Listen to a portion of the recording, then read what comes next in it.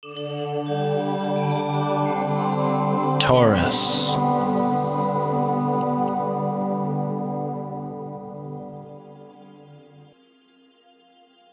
Hello Taurus, this is your January forecast for 2014, and yeah, we're going to have a quite spectacular New Year's Eve this year. And somehow this is definitely also going to be setting the grounds for you, the influence of it throughout the entire year. But whatever it is you're putting out as vows to yourself, you know, the intentions we give ourselves at New Year's, hopes, dreams, wishes, you know, lining up our little horizon there. Well, make sure that you look above and beyond some of the frustrations that might be taking place here, because just the last couple of days of December, a lot of frustrating energy coming together, not too happy planets, and it might have just, you know, whipped up a little storm here, and it's still here on New Year's Eve when we have the Sun and Pluto conjunct. We have the new moon and Pluto conjunct as well, and add Mercury into this, which is our communication, how we communicate, and Venus retrograde is also here, all in the same area, and it is being, you know, beamed by a square to Uranus, and also opposition here between Mars and Uranus, and square to Mars too. So we have a soup. Now, so what is this going to mean for you, and where is all this, you know, loading up, the stellium in your chart? For you, Taurus, it's going to be in the 9th house. So I'm feeling that whatever now is coming up, and it is going to be powerful, there's no way you can't feel it, because every single one of us upon this planet will be feeling it globally. This is what these energies do. But for you, Taurus, it's going to be in the 9th house of trust, faith, and belief. It's those values that you seek, your path, perhaps also your purpose, your life mission. It's like, what is this all about? And it's more like, I feel that whatever rut you've been in, these energies are going to help shift, you know, so that you can make an oomph up out of the rut into a new direction. We'll speak more about this here on the whole forecast for 2014, since these influences, yes, they're going to be spread out throughout the year, with all other good things coming into the picture as well. But just here for January, it's starting you off on this quest that, you know, what works for you, I see you totally embracing that, holding tightly onto it, wanting to carry this forward into your future, but you're also looking at what is splitting off, or what you are choosing to split off and away from. And it is just as much as a choice of your own. You know, we come in with the contracts we sign for our life purpose and mission. And then there's challenges that may be coming too, the challenges that we may not see or foresee. Where is this playing out? It's the 9th house. It's what you believe, your faith, religion, your spirituality. It might also be higher education, it's publishing, wanting to make statements out there. For others, it could be courts and documents, which the 9th house also rules, since it's ruled by Jupiter, which is justice. But it's also those dreams, longings to find new horizons. And this is what I feel on the emotional longing side, is you and your yearning, longing to see what is on that foreign horizon for you. Your future is going to be very pinpointed here in January. And the vows you're giving to yourself is more like, I see you're saying, I'm splitting off from the way 2013 presented itself. It was not an easy year for a lot of you Tauruses, just because the way your planets have been. However, though, I'm seeing that you're really also embracing the good that it has given you, because there's new life, there's new chapters, there's like this new book of life opening up, right? And you're the one who can sit there and write it. You have Jupiter in your 3rd house for communication. It rules the written and verbal word, how you express yourself. It's also where you are in your immediate surroundings, your neighborhood, you know, siblings, friends, and also writing. So if we look at writing and publishing, for those of you who do so, Well, this will be very powerful for you to actually express. And what is it you're expressing?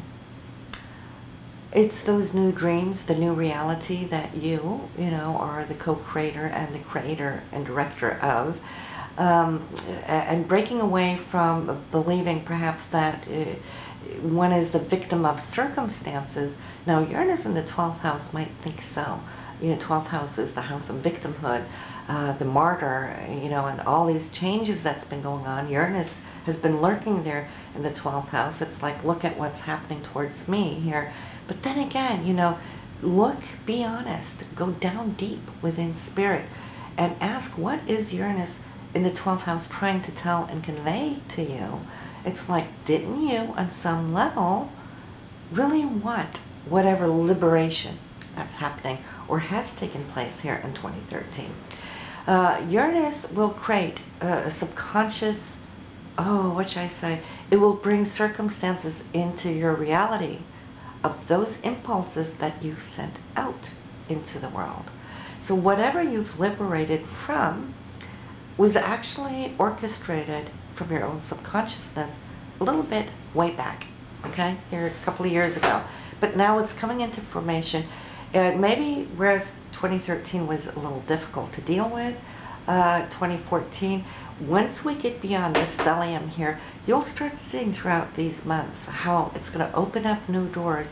Here comes the new life. New life couldn't come before the old life was gone, right?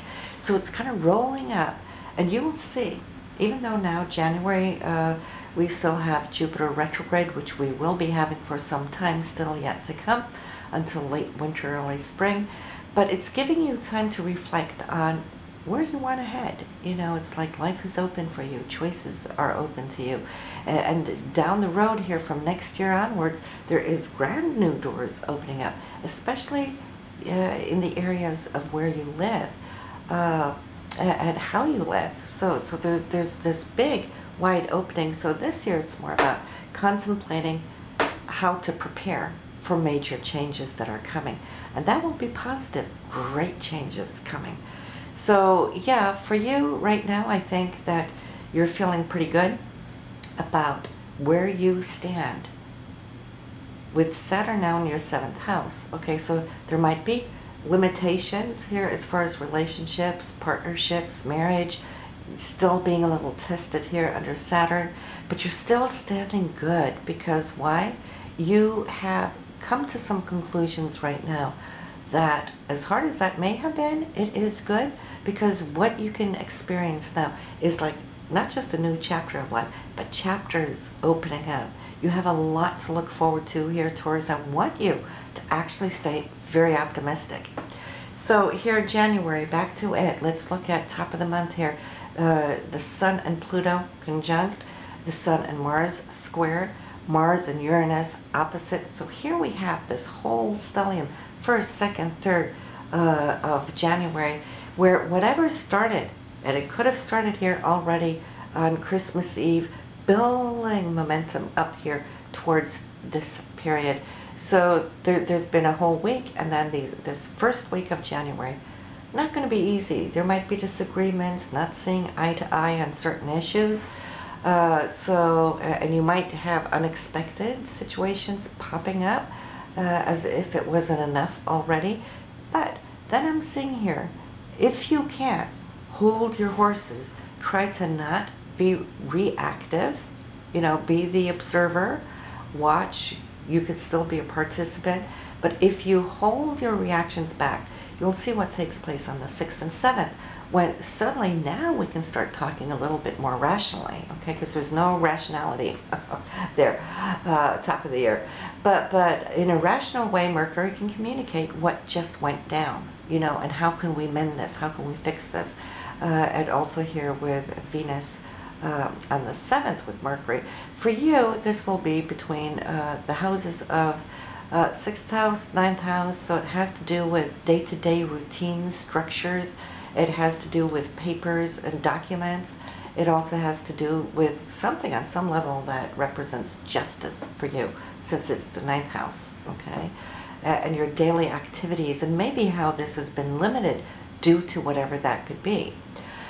Then we have still another little to do here on the 8th. Maybe here you might have to have some communication or talk, maybe even get some advice, legal advice, because it is Jupiter in the 3rd, squaring off on Mars. In that case, it's good. You're going to get it out, okay? You're not festering, you're not stuffing. So you're getting it out, which will allow you to, just like the 6th and 7th, now January 11th, you'll have Venus kick in where Mercury was and start grounding things. Okay, now we're starting to see shape and form and how things are coming together, making new agreements, good agreements, solid agreements on an emotional level, on the essence level of who you are, and also on a communication level. So once we get in here to January 11th, a lot has changed just from top of the year to now.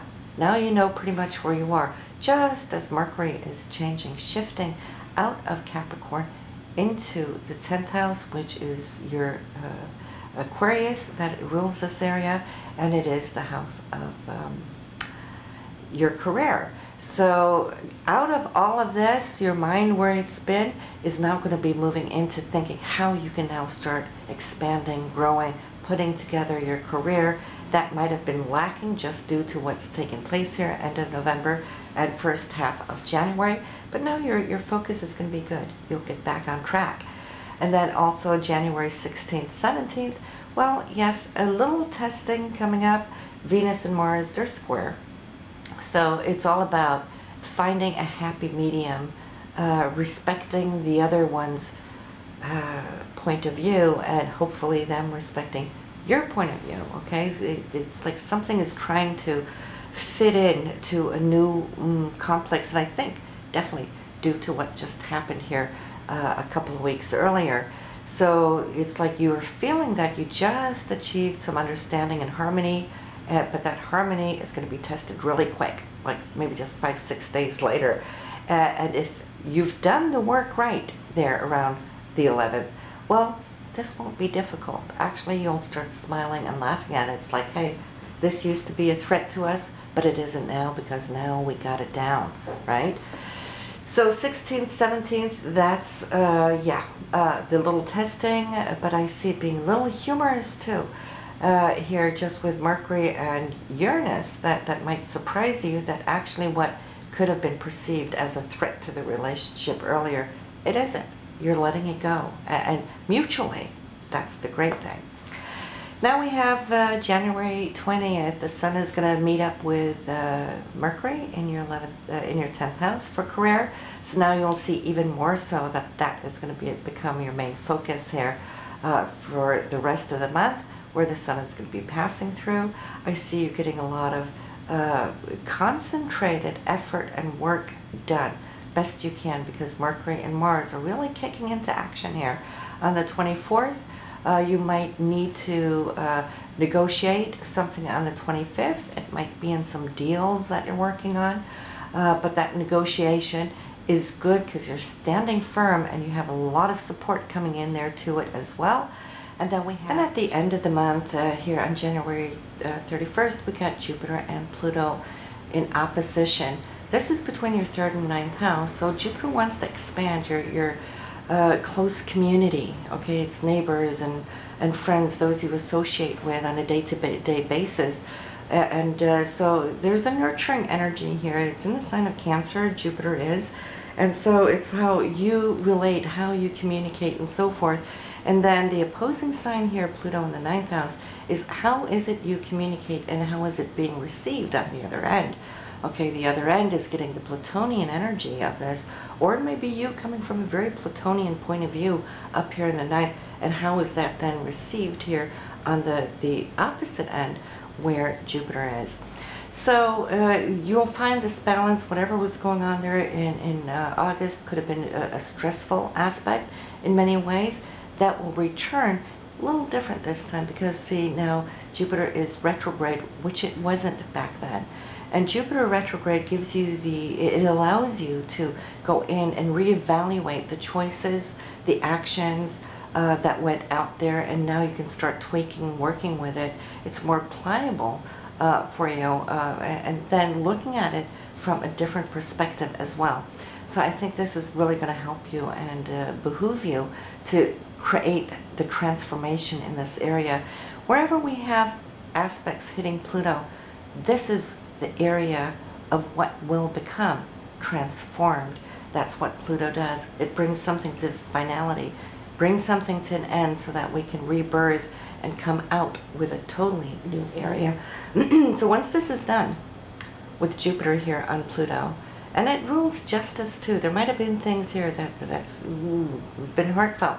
However, though, it takes Jupiter 12 years to go around the chart once, okay? So it's not going to revisit this area for another 12 years.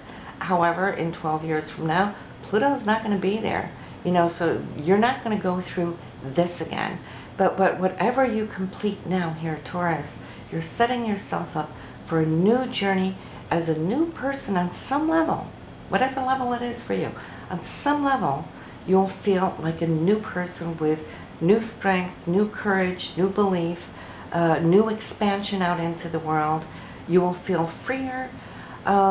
Jupiter has, you know, moved through its square of Uranus too.